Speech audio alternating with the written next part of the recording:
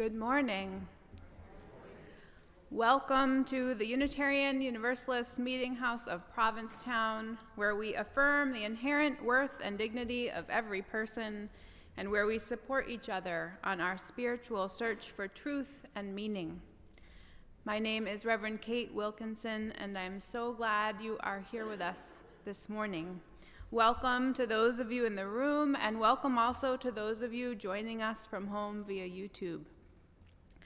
I wasn't really sure if anyone would be here in person today, but after the negative temperatures yesterday, 40s feels kind of balmy out there, doesn't it? Yeah, so I thank you for bundling up and coming out today. I appreciate having some company here in the sanctuary. Before we begin our worship service, we have just a few announcements.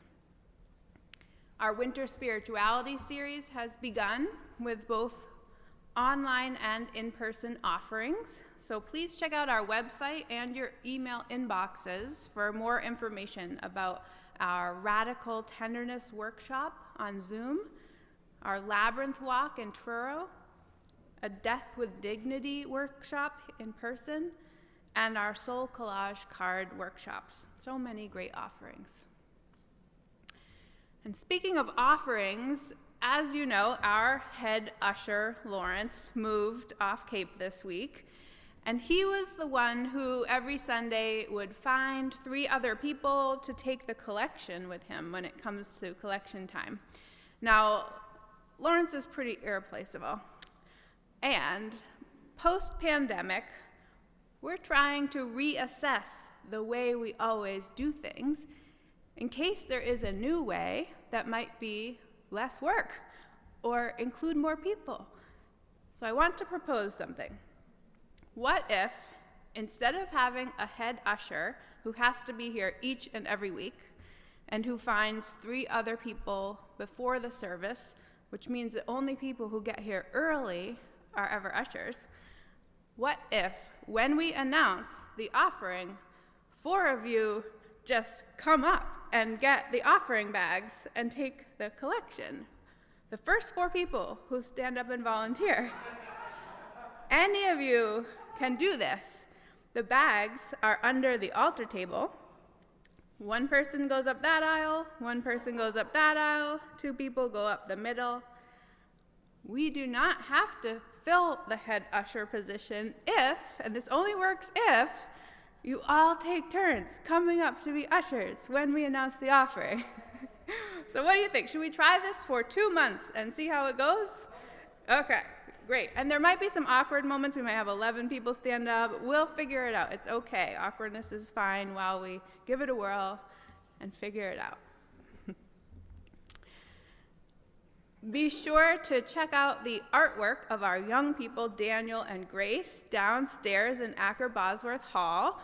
These pieces were created for a Martin Luther King Day art presentation on the theme of racial justice, and they will be on display here for the month of February in honor of Black History Month.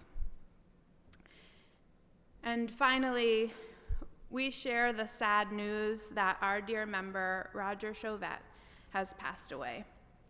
Roger was an active member at the Meetinghouse until his mobility and the pandemic caused him to stay home.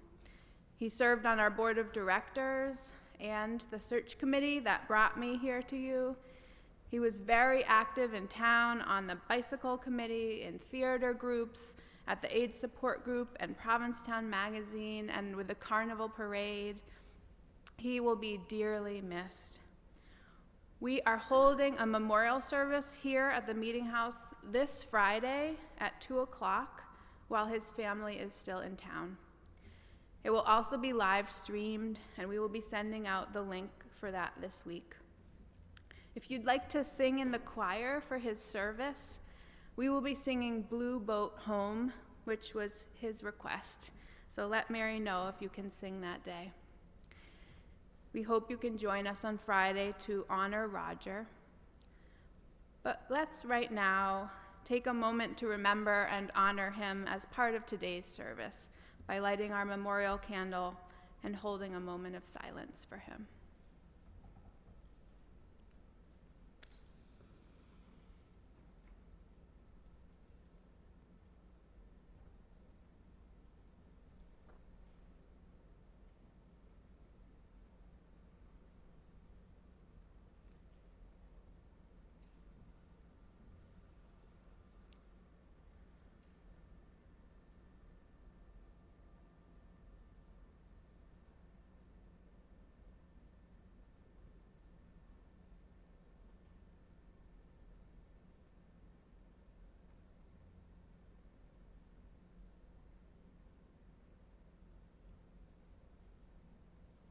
Thank you.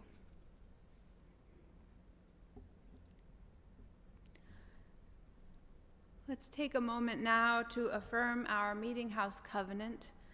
I will say a line, and then you can say it back to me. Love is the spirit of this Meetinghouse. This is our great covenant. To dwell together in peace. To seek the truth in love. And to help one another. Now, as we light our chalice here in the sanctuary, I invite those of you joining us from home to light a candle wherever you are. In this way, we can feel connected even while we are apart. And I invite Jane and Jen to light our chalice this morning.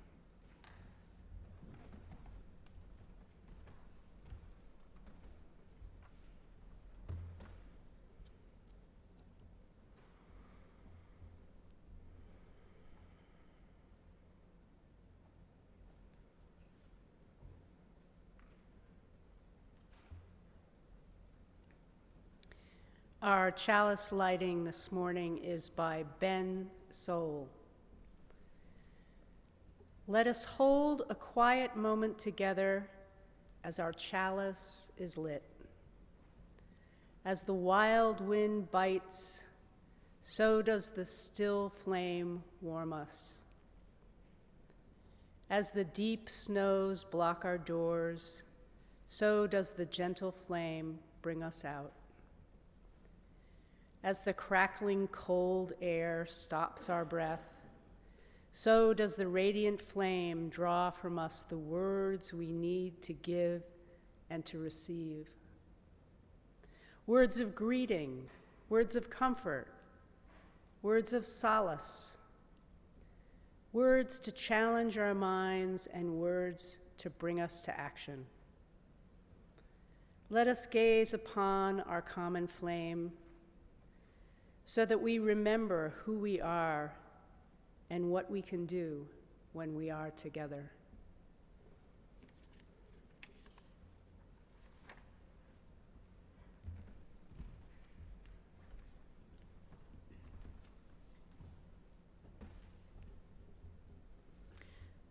Please join me now in a time of meditation and prayer.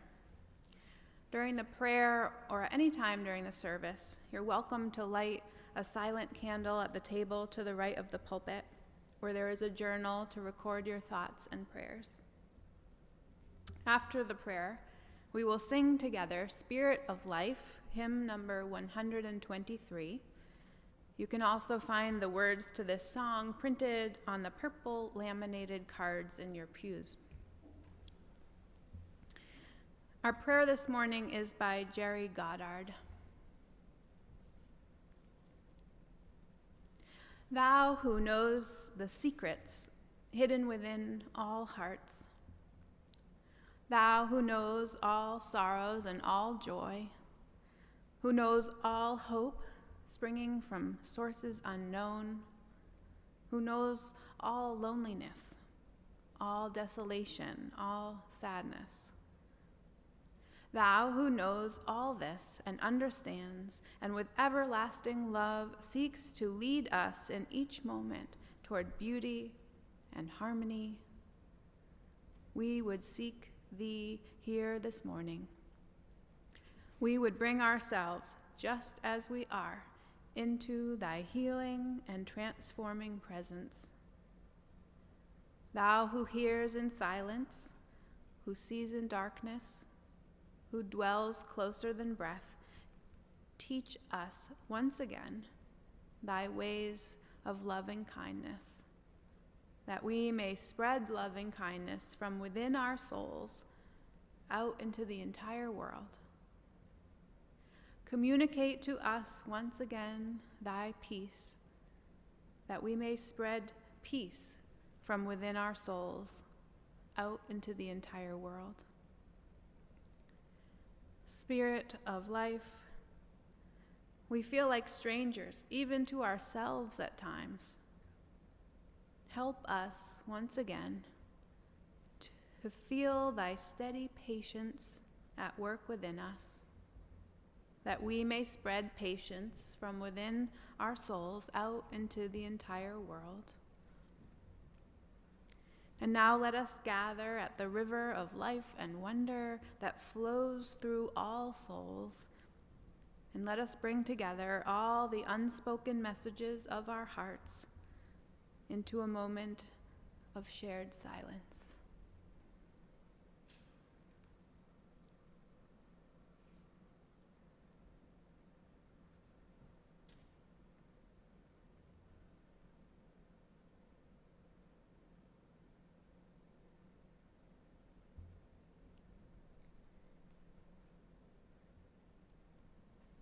In the name and the presence of compassion and hope. Amen.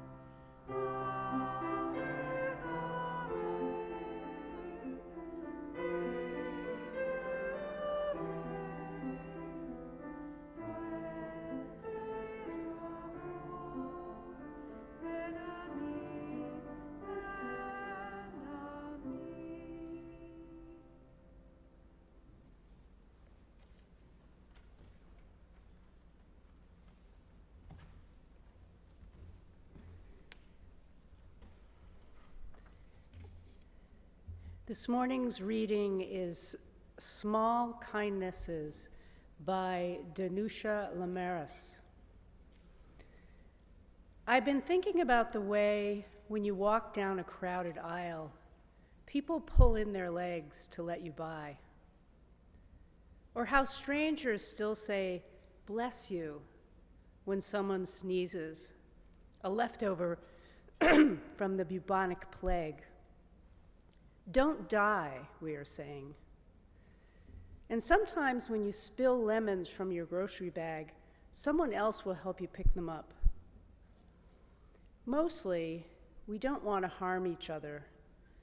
We want to be handed our cup of coffee hot, and to say thank you to the person handing it, to smile at them and for them to smile back, for the waitress to call us honey when she sets down the bowl of clam chowder, and for the driver in the red pickup truck to let us pass. We have so little of each other now, so far from tribe and fire. Only these brief moments of exchange. What if they are the true dwelling of the holy? These fleeting temples we make together when we say, "Here, have my seat. Go ahead, you first. I like your hat."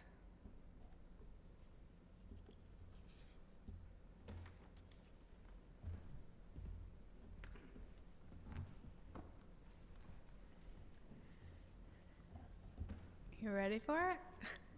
Now is the time when we take a collection for the ongoing support of this meeting house and our shared ministry. As we enjoy a musical reflection by our choir, we welcome your donations here in the sanctuary or online through PayPal or Venmo. You can find that information on our website, uumh.org. On and off site, your offerings will now be gratefully received.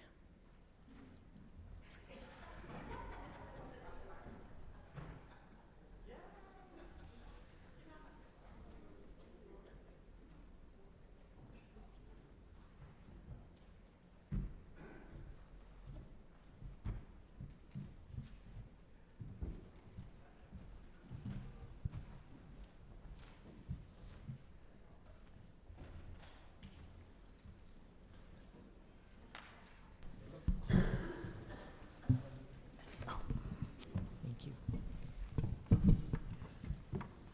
How kind.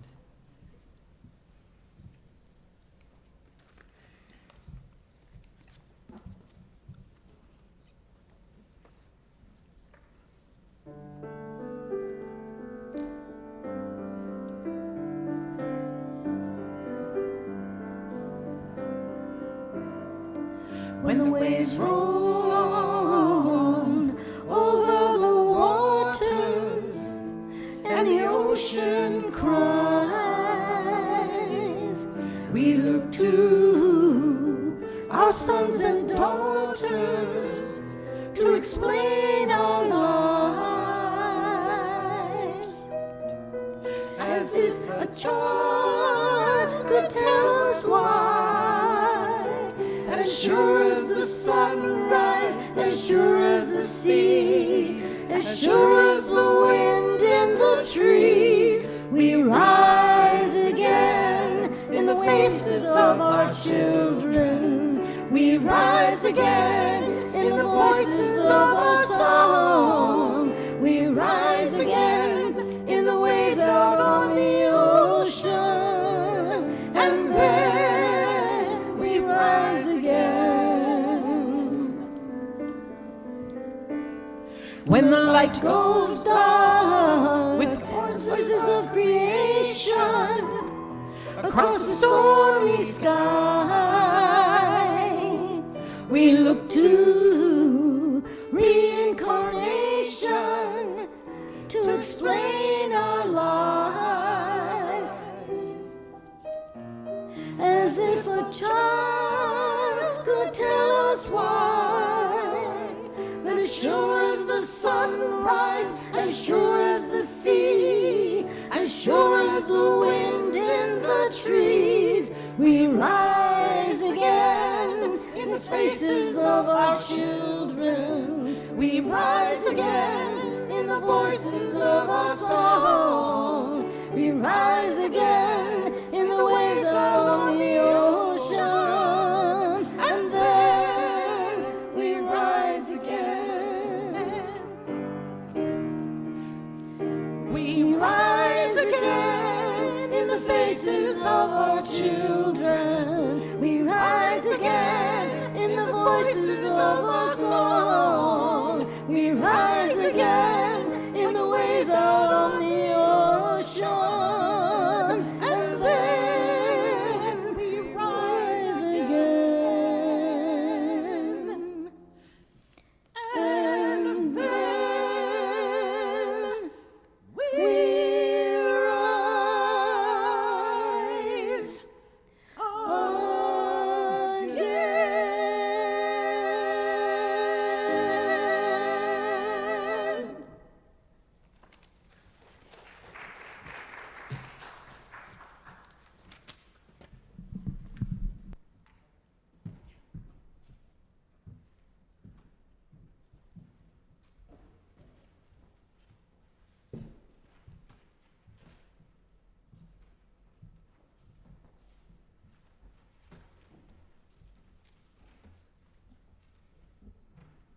Thank you. And thank you. I was explaining Unitarian Universalism to a potential wedding couple the other day. They liked our sanctuary, but they wanted to know more about what we believe. I told them that we draw spiritual knowledge from many sources, and that our sermons might quote the Talmud or ancient Buddhist texts or an article from the New York Times, poetry, personal stories. I guess they liked what I said well enough because they decided to get married here. Well, I don't think I included it in my list with them, but today's spiritual lesson comes from a movie. How many of you have seen the movie Notting Hill with Julia Roberts and Hugh Grant? Okay, most of you. The movie was on the big screens back in 1999, so I don't think I have to offer any spoiler alerts here. William Thacker, Hugh Grant, is a London bookstore owner whose humdrum existence is thrown into romantic turmoil when famous American actress Anna Scott, Julia Roberts, appears in his shop. As this very average guy and this glamorous movie star draw closer together, they struggle to reconcile their radically different lifestyles in the name of love. In the scene that I'm remembering, our sacred text for this morning, William brings Anna to a dinner party. It's a birthday party for his sister, Honey, hosted by their good friends Max and Bella. Their friend Bernie is also there, played by a very young Hugh Bonneville, who you might know as Lord Grantham from Downton Abbey. The dinner party has its rocky moments, like when Max serves guinea fowl as the main course, and it turns out that Anna is a vegetarian. But overall, it's a lovely time, and Anna enjoys feeling like a regular person for a few hours. Toward the end of the party, the cake is being served and everyone gets a slice. But after it's gone around, there's one piece left on the plate. The host, Max, says, "I'm going to give the last piece of cake as a prize to the saddest act here." Bernie says, "Well, obviously it's me, isn't it? I work in the city at a job I don't understand. Everyone keeps getting promoted above me. I haven't had a girlfriend since, well, puberty. And nobody fancies me." Max objects. "Well, unless I'm not mistaken," he says, "your job still pays you rather a lot of money, whereas Honey here earns 20 pence a week flogging her guts out at London's worst record store." "Yes," Honey adds, "and I haven't got hair, I've got feathers." She points to her very goofy hairdo. "And I've got funny goggly eyes, and I'm attracted to cruel men, and no one wants to marry me." Bella speaks next. She is the co-host of the party, and she is in a wheelchair, having been paralyzed after an accidental fall. "Yes, but most of your limbs work," Bella says, "whereas I'm stuck in this chair day and night in a house full of ramps. And to add insult to injury, I've totally given up smoking, my favorite thing. And the truth is, well, we can't have a baby." That news brings a silence to the party. There's an awkward pause. The friends touch Bella's hand and look at her kindly. "C'est la vie," she says. "Still, we're lucky in lots of ways. But surely that's worth a piece of cake." Her husband, Max, breaks the somber mood by saying, "Well, I don't know. Look at William. Very unsuccessful professionally, divorced, used to be handsome, but now kind of squidgy around the edges, and absolutely certain never to hear from Anna again once she's heard that his nickname from high school was Floppy." Everyone laughs. "Well, at least I get the last piece of cake then, right?" William says, always self-deprecating. I think you do, yes, said Max. But then Anna, the famous American actress, the one who made $15 million on her last film, Julia Roberts, chimes in. Wait a minute, what about me? I'm sorry, says Max. You think you deserve the last piece of cake? Well, a shot at it at least, she says. You'll have to prove it, William says. This is very good cake, and I'm not going to give up my fight for it. So state your claim. Well, Anna says, I've been on a diet every day since I was 19, which basically means I've been hungry for a decade.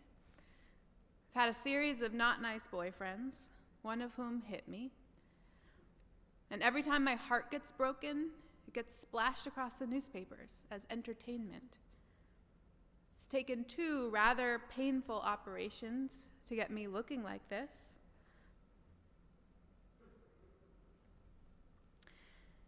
And one day, not long from now, my looks will go.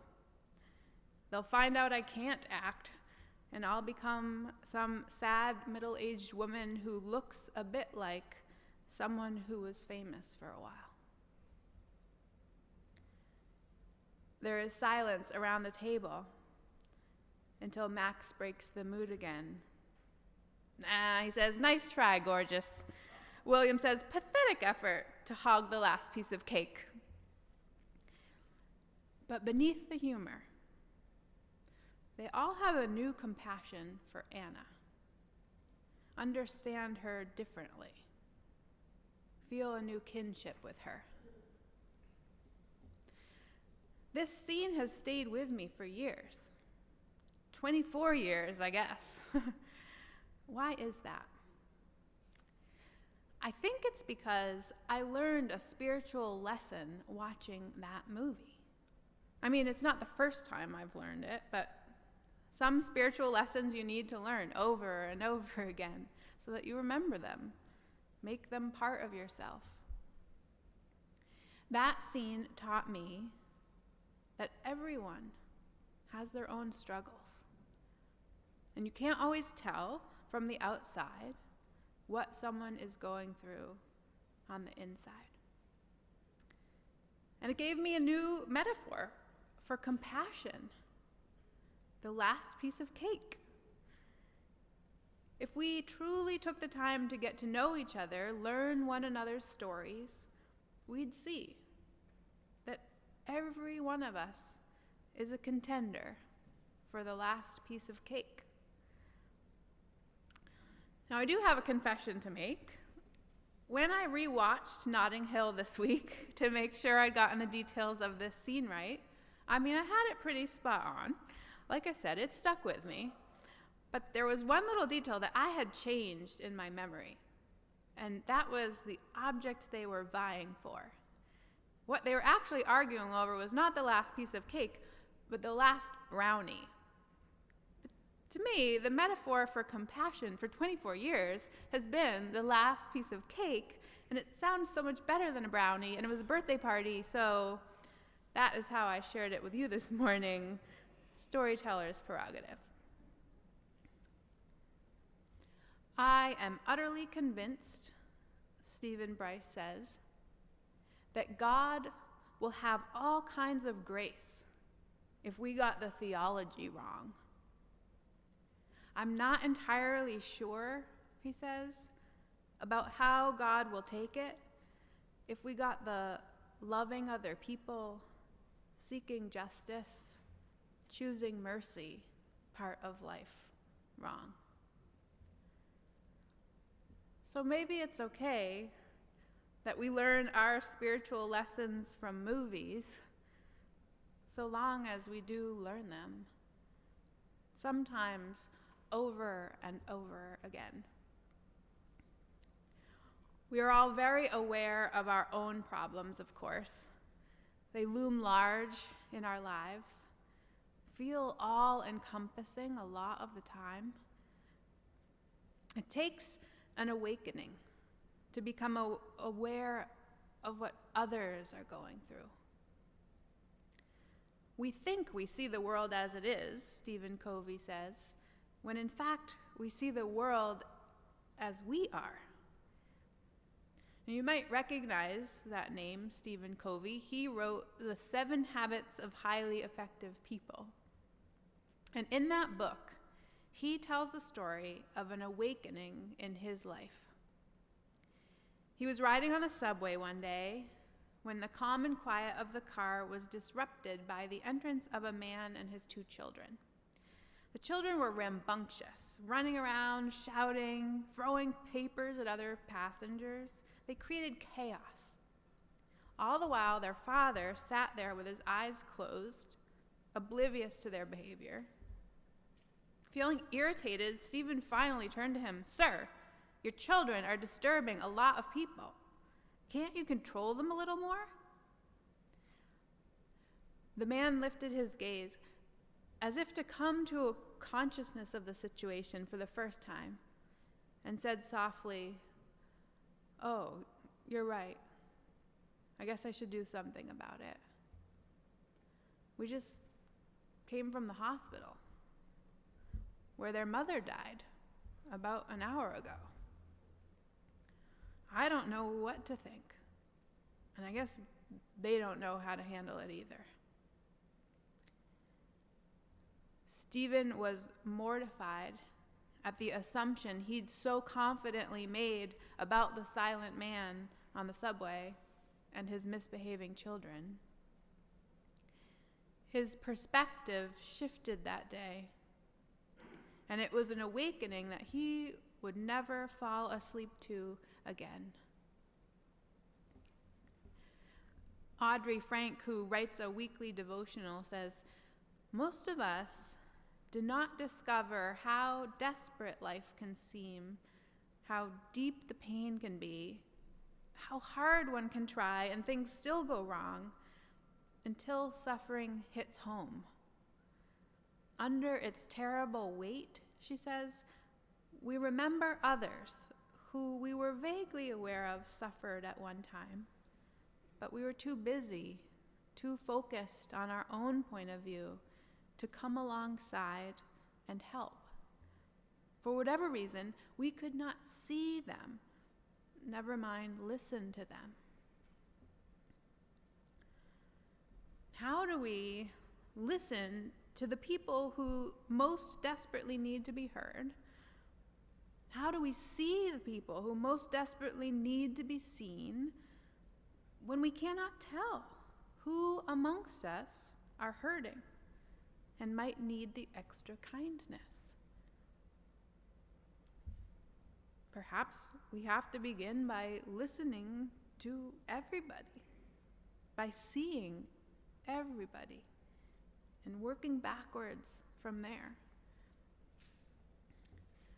Many years ago, someone told me about a saying that was used in her family growing up when they needed to be more understanding about what others were going through, or aware that when they had a difficult interaction with someone, it might have been because that other person was dealing with experiences and losses and feelings that weren't apparent on the outside. They would say, "Everyone is wearing a black armband." The black armband was first adopted as a common sign of mourning in England in the 1770s. But similar traditions of tearing a piece of your clothing to represent loss go back even further in Judaism and other cultures. Wearing an armband or rending garments was a way to show the world that you were in mourning for someone. It was a signal to those around you to be a little more tender in their interactions with you, to give you a little grace. We yearn to express outwardly what we are holding invisibly on our hearts. We yearn to get a little more tenderness from strangers and from the world without having to explain everything from the beginning. So we come up with symbols. A yellow ribbon means you are missing someone away at war. A pink ribbon means someone in your life has breast cancer. A red ribbon means you are remembering all those who have died of AIDS. A blue pumpkin bucket at Halloween signals that the child holding it has autism. Be kind and understanding to this child, it says. It's good. It's a good tool. But could we be kind and understanding to all children? There are not enough colors of pumpkin buckets in the world to symbolize all that they are holding, dealing with, navigating. We don't know. Other than in movies and books, I've never seen anyone wear a black armband, but I wish it were a common practice. It would be so helpful to know when someone is grieving or struggling, when someone needs a little bit of extra tenderness, a little grace. But it also opens my heart some to think that every one of us is wearing an invisible black armband. All the losses and grief and stress we are carrying. We've been sharing these things with each other some during our Zoom coffee hour, time of joys and concerns. And so many of you record your joys and sorrows in the journal here in the sanctuary when you light your candles. It's always so humbling to read through that book, as I do each month with the pastoral care team. And we hold in our hearts all that each of you are going through. You are holding so much. You have been through so much. You care about so many people. And you are so strong and so vulnerable. If I could, I would give each of you the last piece of cake. It helps, I think, to come each week to a place where we can make visible what we are wearing invisibly, and where we can give voice to all the emotions that we are feeling, the grief and the pain, the hope and the joy. It helps to come to a place or tune into a place where our whole story is honored, and where other people don't shy away from hearing our stories and all that we've learned from going through whatever we have each gone through, are going through. A place where we can sort through the meaning that we might find in our own stories and wrestle with the meaninglessness, where we can support each other with what is going on now, reflect on the histories of our past, and dream a little about what might come to be in the future. When we get off center and stray from the path that we want to be on, the path of awakening, it helps to come to a place where we can be reminded of who we are and who we want to be. Because mostly, we don't want to harm each other. We want to be handed our cup of coffee hot and to say thank you to the person handing it, to smile at them and for them to smile back, for the waitress to call us honey when she sets down the bowl of clam chowder, and for the driver in the red pickup truck to let us pass.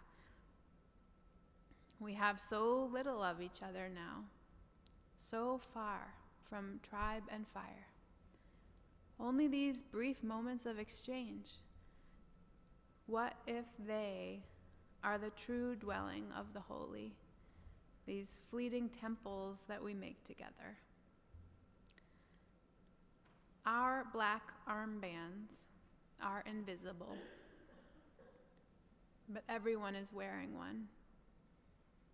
Everyone is in need of a little tenderness, a little understanding, a little grace.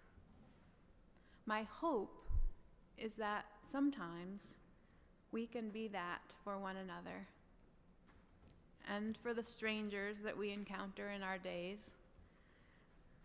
If you don't know the words, try these. Here, have my seat. Go ahead, you first. I like your hat.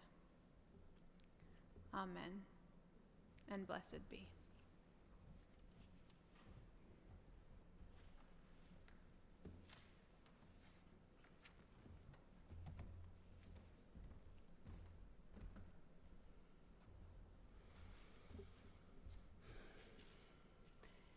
It has become our practice to pose a question based on the theme of the service each week. It can be a topic of sharing out on the lawn today or with friends during the week. If you want to delve deeper into this conversation, we hope you can join us Tuesday at 5 on our Zoom coffee hour. Our question this week is, tell us about a kindness that has made a difference in your life. Tell us about a kindness that has made a difference in your life.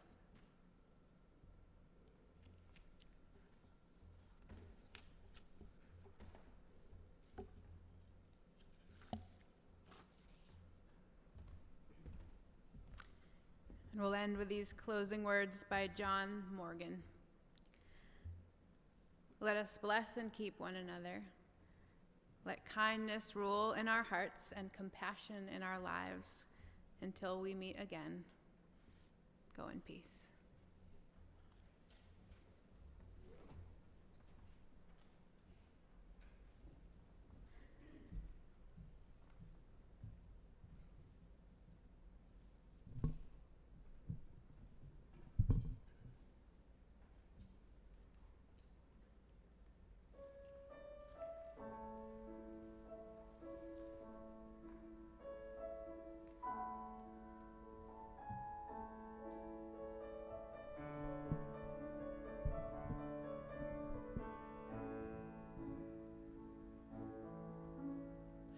So many things we can't control. So many hurts that happen every day.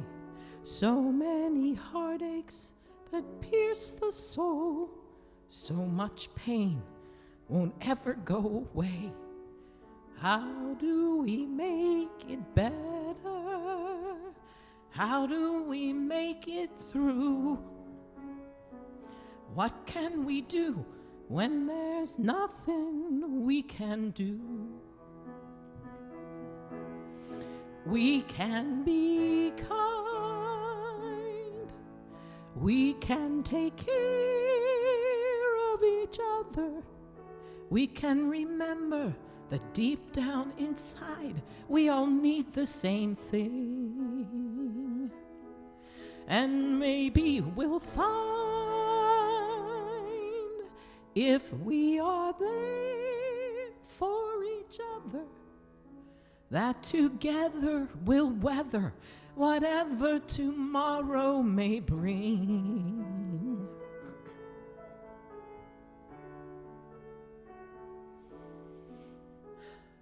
Nobody really wants to fight. Nobody really wants to go to war. If everything seems to come out right, what are we always fighting for? Who can make it better? Who can make it right? Whatever we need to do will be all right. We can be kind. We can take care of each other, because we know deep inside we all need the same things. And maybe we'll find, if we are there for each other, that together will weather whatever tomorrow may bring. And it's not enough to talk about it, not enough to sing a song. We must walk the walk about it, you and I, do or die. We've got to try to get along. We can be kind. We can take care of each other. We can remember that deep down inside we all need the same things. And maybe we'll find, if we are there for each other, that together we'll weather whatever tomorrow may bring.